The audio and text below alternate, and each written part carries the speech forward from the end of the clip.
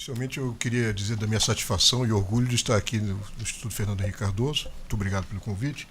Farei como o Sérgio mencionou.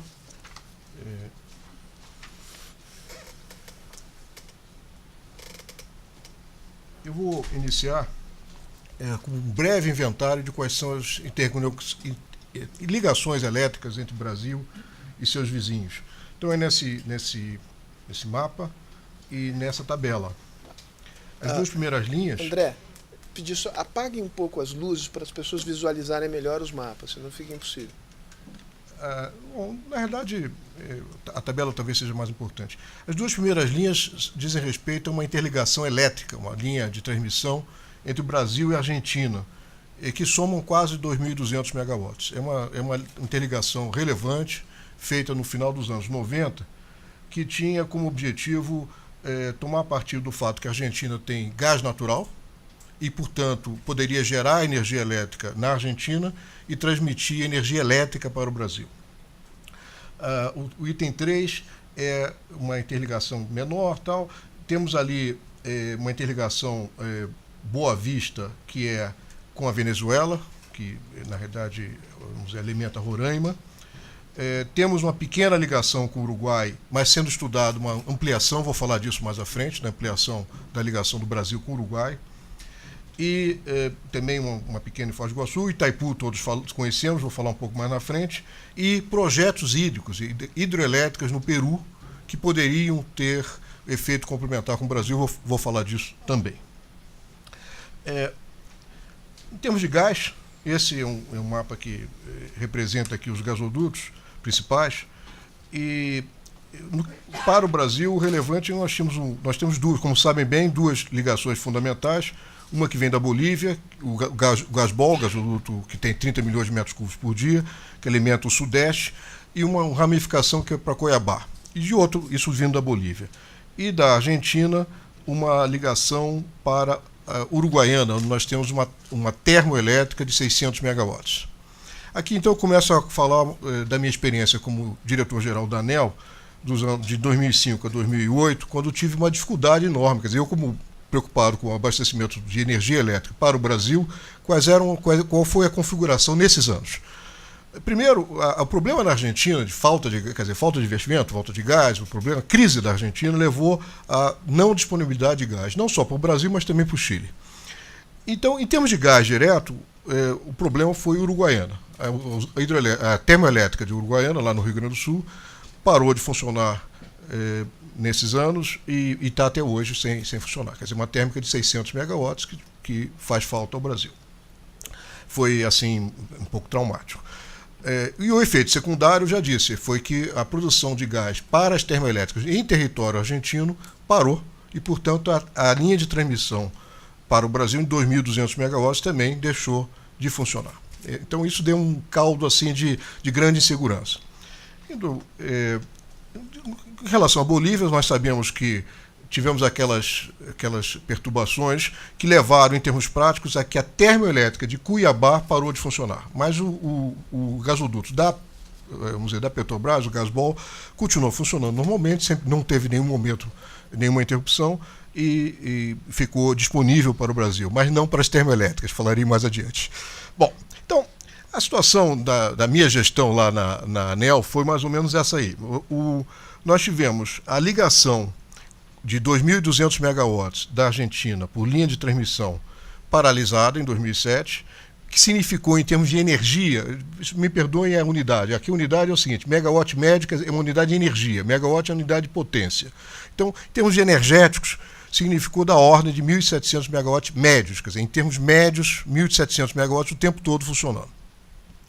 A usina termoelétrica de Uruguaiana, aquela que faltou o gás, mais 500, ela tem 600 de capacidade, mas não funciona todo o tempo, aproximadamente 500 deixou de energia, megawatts médios, deixou de alimentar o sistema brasileiro.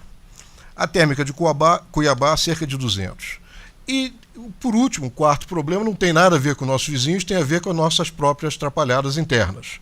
A Petrobras fez, nessa época, um overbooking. Essa história do overbooking da Petrobras remonta até a sua administração, presidente, porque lembra que, quer dizer, na realidade, o programa de preferencial prioritário de termoelétricas foi deslanchado no final da sua administração, não chegou a tempo de evitar o racionamento. Se tivesse chegado, não teríamos tido racionamento. Chegou depois, e aí quando ele chegou, quando as térmicas ficaram prontas, a gás natural no Brasil, elas já não tinham mais a necessidade anterior, porque o demanda tinha caído. A demanda tinha caído enormemente, 20%, e aí as térmicas ficaram um pouco ociosas, e o que a Petrobras fez foi vender o mesmo gás, a mesma molécula, 2 vezes. Vendeu para as térmicas e vendeu para... e vendeu... Bom, isso não é segredo, isso aí enfim... Bem, e aí essas térmicas teve uma longa batalha. Houve uma longa batalha na época. Eu, como regulador, como diretor-geral da ANEEL, insistia para que ou essas térmicas tivessem gás para elas, porque é um recurso energético que você não pode fingir que ele existe se ele não existe de fato, e, de outro lado, a Petrobras, regateando, ao final, deu-se uma solução de que essas térmicas foram, digamos, retiradas da nossa configuração elétrica. Isso foram mais 3.600 megawatts. Então, nesses anos, 6.000 megawatts, em números redondos, 6.000 megawatts médios sumiram da nossa oferta de energia. O resultado disso foi que em janeiro de 2008, a probabilidade de ter racionamento ao longo de 2008 era muito maior do que em janeiro de 2001. Quando em janeiro de 2001 nós sabemos que foi o ano que teve racionamento, né? E em janeiro de 2008 não tivemos racionamento por sorte, porque a probabilidade era maior, a situação era muito aflitiva. Bem, além disso, então o que fez o Brasil na época, que teve uma grande discussão em relação à Argentina? Pouco depois, quer dizer, passou essa situação, agora voltando à questão argentina, os argentinos, com essa situação toda de risco de novo racionamento, 2008, os argentinos, ainda um pouco antes de 2007, passaram por situações aflitivas. No inverno deles não tinham energia elétrica, e aí recorreram ao Brasil. Eles não tinham nos dado gás, parte do nosso problema tinha origem, vamos dizer, num problema argentino. E a nossa primeira reação, quando eu digo nossa, eu quero dizer Brasil. A reação do Brasil, primeira, foi dizer o seguinte: olha, vamos ajudar os argentinos na medida em que não se tire uma gota sequer dos nossos reservatórios de hidrelétricas. Então seria, eu diria, o primeiro nível de cooperação, o nível mais tênue de cooperação seria: eu ajudo desde que não tenha nenhum risco de me prejudicar. E como é que isso foi feito? Foi feito permitindo que as nossas termoelétricas que não estivessem acionadas pudessem ser ligadas para ajudar os argentinos, e também fazendo com que vamos dizer, a energia que seria vertida nas hidrelétricas, quer dizer, passaria pelos vertedores, em vez de passar pelos vertedores, passasse pelas turbinas e gerasse uma energia extra que foi consumida pelos argentinos. Então, o primeiro nível, depois da crise, primeiro nível de cooperação do Brasil com a Argentina foi esse, digamos, ajudo desde que não me prejudique em nada. Bem, essa é a situação, então, do projeto da linha de transmissão. A ideia da linha, voltando aqui à linha de transmissão, era de que os tais 1.700 megawatts médios, era que isso funcionava como uma usina no Brasil. Quer dizer, para nós, esse acordo foi um acordo comercial. Quer dizer, uma empresa, a Endesa, foi na Argentina, fez um contrato de compra de energia elétrica. Veio no Brasil, fez um contrato de venda de energia elétrica. Para nós, ele era um comercializador de energia elétrica. Na hora H, não tinha nenhum tratado entre os países, era puramente comercial. Na hora H, quando a Argentina teve lá suas dificuldades, esses contratos não foram honrados, e para nós, essa usina virtual, quer dizer, deixou de existir, foi retirada da nossa configuração. Eu já contei isso, quer dizer, e foi feito um write-off dos contratos. Isso tem umas pendências judiciais até hoje, mas enquanto eu estava na ANEEL, os representantes da Endesa vinham frequentemente reivindicar a socialização do prejuízo. Quer dizer, o que é a socialização do prejuízo? Seria colocar essa rede, que para nós, essa linha de transmissão, que para nós era como se fosse um gerador virtual, para nós era como se fosse uma usina, colocar ela na rede básica. O que significa colocar na rede básica? É algo cujo custo é compartilhado por todos os brasileiros, por todos os consumidores brasileiros. Seria um rateio do custo. Eu resisti enquanto estive lá, mas depois foi feito. Então o custo foi, depois que saiu, o custo foi socializado. Hoje os consumidores brasileiros pagam essa linha. Era uma atividade de risco. né? Depois que o risco, enfim, aconteceu, foi socializado. Bem, o segundo passo, o primeiro passo foi esse de apenas ajudar no que não nos prejudicasse nada. O segundo passo, em 2007, os argentinos voltaram, eu ainda estava na ANEEL, e disseram, bom, nos ajude um pouco mais, porque tirem água do reservatório. Né? Tirem água do reservatório, nós hesitamos, porque a nossa história pregressa não era boa. Aí disseram, bom, tá bem, então vamos confiar aqui que vocês nos paguem vamos dizer, o equivalente energético da água que está tirando do reservatório dentro do mesmo ano, antes de começar o nosso período seco, que é novembro. Que começa, quer dizer, o período úmido, antes de começar o período úmido. Então, até novembro, tinham que devolver. E é o sistema que existe até hoje. Eu chamaria o segundo nível de cooperação. É um nível de cooperação de, vamos dizer, confiança tímida, porque dizemos, olha, eu lhe empresto, estou tirando água do meu reservatório, mas me devolvo ainda esse ano.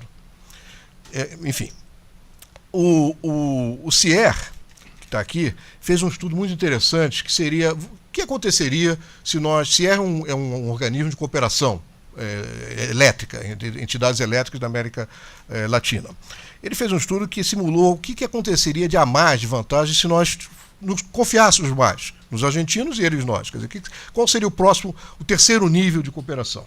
E esse terceiro nível de cooperação seria simples, seria dizer o seguinte, vamos trocar energia usando a linha que já existe, quando houver uma vantagem econômica. E a vantagem econômica é trivial, quer dizer, quando o custo marginal no Brasil for maior do que da Argentina, a Argentina exporta para o Brasil, e vice-versa. Quer dizer, é só comparar os custos marginais. O que é o custo marginal? É quanto custa atender um acréscimo de demanda de 1 megawatt-hora. Um acréscimo de demanda custa tantos reais. Se for mais barato no Brasil, o Brasil exporta para a Argentina. Se for mais barato na Argentina, a Argentina exporta para o Brasil. Esse seria um pouco mais, seria uma cooperação econômica.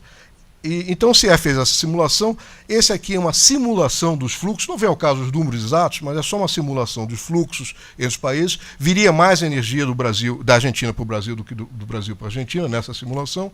O resultado, em termos econômicos, está aí. É um ganho, porque você ganha eficiência, né, você gasta menos, da ordem de 340 milhões de dólares por ano. Então, é um ganho a ser repartido. Né? E também tem um ganho também ambiental, porque, enfim, gasta-se menos térmicas, queima-se menos óleo, e aí isso significa menos emissão de CO2. Então, do seu ponto de vista de efeito de estufa, também tem um ganho ambiental. Como é que poderia funcionar esse terceiro nível? Né? Quer dizer, como é que nós poderíamos evoluir para essa situação de maior confiança e intercâmbio? Primeiro é que precisamos ter acordos cooperativos entre os órgãos brasileiros, a ANEEL e a ONS do lado de cá, e os equivalentes argentinos. Mas não basta isso. E não basta só acordos comerciais. É preciso ter um tratado entre os países. Quer dizer, quando vamos dizer, esfacelou a experiência anterior, o que ficou frágil é que a Endesa, a empresa espanhola que tinha feito a linha, ela procurou a guarida, o apoio do governo brasileiro. O governo brasileiro não tinha nada a ver com isso. O argentino, ela estava se queixando do argentino. Enfim, ela ficou desamparada. Tem que ter um apoio, vamos dizer, entre países, um acordo entre os países mais claro, como nós temos com o Paraguai no caso de Itaipu. É preciso compartilhar os benefícios. Quer dizer, não é possível ter uma solução que só beneficie um lado. Então, senão, não vai dar certo. Quer dizer, a médio prazo dá alguma coisa errada. Então, é preciso compartilhar os benefícios.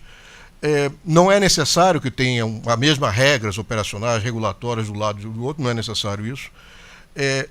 Nesse terceiro nível de cooperação, que eu chamei de trocas baseadas em oportunidade, em custo de oportunidade, em custo marginal, tem que ficar muito claro que a prioridade de suprimento é sempre local. Isto é, se faltar energia no Brasil, o Brasil não vai exportar e vice-versa. Então, isso tem que ficar muito claro. Mas o que seria um quarto nível que eu não recomendaria? Eu acho que aí eu talvez sublinharia isso.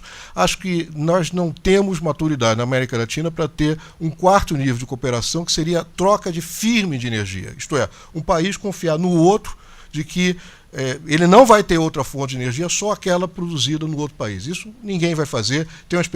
Tem uma situação agora, nesse momento, vivendo entre Brasil e Uruguai que ilustra isso. O Uruguai precisa de energia brasileira e uma das alternativas que foram pensadas, estou olhando para o Bernardo, uma das alternativas que foi pensada foi do Brasil como que considerar o Uruguai como um Estado brasileiro. Deixa que nós o administramos, né? Deixa que nós, aqui o ONS foi com essa proposta lá, deixa que nós fazemos isso. E o Uruguai, o governo do Uruguai disse, olha, calma lá, nada disso, isso aqui é um país, nós não vamos deixar vocês, queremos cooperação, mas não venham dizer, não vou depender inteiramente de outro país. Então esse quarto nível eu acho que é teórico, não é alcançável. Só voltando aqui, vou tratar agora dessa cooperação com o Uruguai. O que poderia ser vamos dizer, um modo de repartir benefícios? Esse é um outro estudo que foi feito pelo ONS. Tem hoje uma ligação entre Brasil e Uruguai de 70 megawatts. A proposta é fazer uma outra de 500 megawatts, muito mais robusta, que resolveria o problema do Uruguai. O que acontece? Aqui em roxo, tem o custo marginal, é simbólico isso, né? O custo marginal do Uruguai sozinho. Quer dizer, ele teria que confiar em térmicas, etc. Tal. Se ele tiver integrado ao Brasil, tem um custo menor, né? E o do Brasil muito mais baixo. Então, quer dizer, o ganho tem que ser, de certa maneira, repartido entre os dois países. E isso tem várias maneiras, não vamos discutir isso, mas o conceito é esse. Não seria razoável que fazer um tratado de longo prazo que não leve a compartilhamento dos ganhos. E esse seria, ali na figura tem uma das maneiras, que seria repartir meio a meio o ganho, mas, enfim, várias coisas. A conclusão desse estudo é que tem ganhos, nesse caso 76 milhões foi a simulação dada em 2 anos. Agora, e poderia ter, enfim, várias maneiras de repartir esse ganho. Mas ali mais abaixo tem uma observação que traduz um pouco vamos dizer, a impossibilidade de termos o quarto modelo, quer dizer, que seria total confiança. É que, a rigor, a instalação física de ligação entre Brasil e Uruguai não seria necessária. Por que isso? Porque você poderia mandar energia para a Argentina, fazer um swap, mandar energia para a Argentina, e a Argentina, que tem uma usina hidrelétrica conjunta com o Uruguai, que é Salto Grande, ela cederia mais energia para o Uruguai. Então, na realidade, se fôssemos todos um país só, você não precisaria nem da infraestrutura. É um gasto, mas que é, vamos dizer, inexequível, é só teórico, né? Porque, de fato, como eu falei antes, o Uruguai não aceitaria essa solução, né? Que deixa inteiramente nas mãos, nesse caso, do Brasil e da Argentina. Ele ali no meio não vai achar isso, nunca achou isso bom.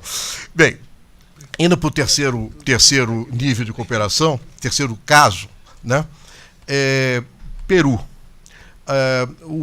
Ali tem a representação do Rio Madeira, que, como sabem, é um dos principais afluentes do Amazonas pelo lado direito, onde já estão sendo concluídas 2 usinas brasileiras, Santo Antônio e Jirau.